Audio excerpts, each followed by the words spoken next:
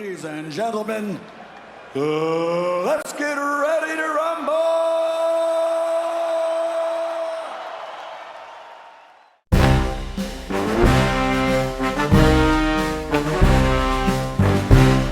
Magandang gabi po, Pilipinas. Alam ko po, marami ang nagtatanong, Manny, bakit ka pa tumatakbo? Simple lang po ang sagot ko. Kasi hindi pa ako knockout sa politika. Lumalaban pa rin.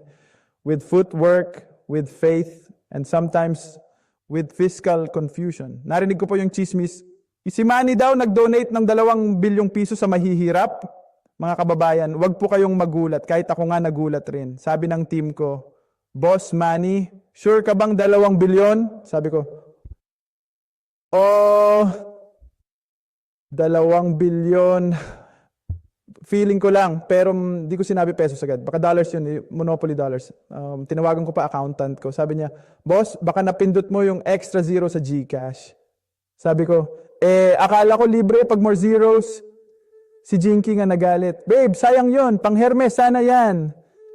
Pero kahit mali ang bilang, tama ang balak. Minsan sobra, minsan kulang, minsan mali ang decimal.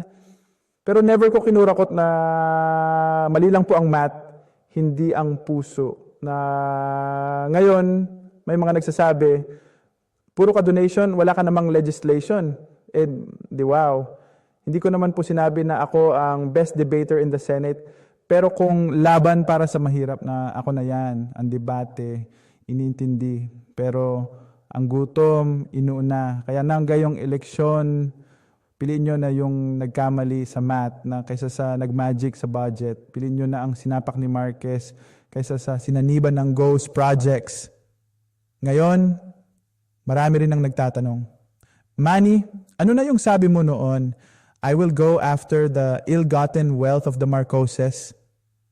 At ang sagot ko, sometimes you are the one who promise, and sometimes you are the one who forget.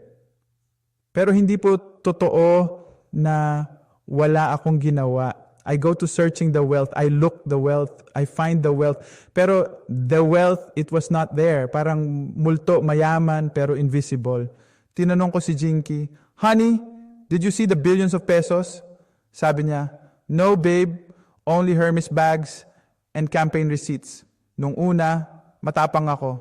Sabi ko, I will catching them, I will put the justice. Pero nung nakita ko, yung listahan ng paintings, bank accounts, gold bars, napadasal ako.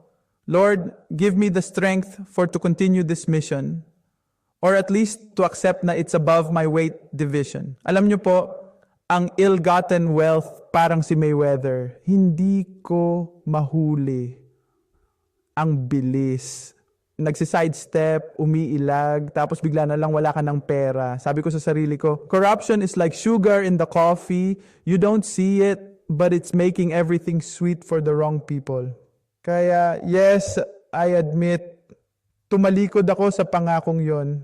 But not because I'm weak, but because I'm strong to admit I'm weak. Ako po si Manny Pacquiao. Minsan malabo ang English, minsan mali ang math, minsan mali ang definition ng inflation.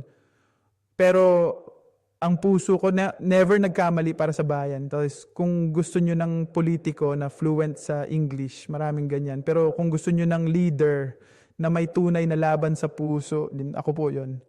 Ngayon pong eleksyon, iboton nyo na yung kahit sablay sa facts, hindi sablay sa katapatan. Pacquiao po ito, di lang pambansang kamao, kundi pambansang kamote rin minsan.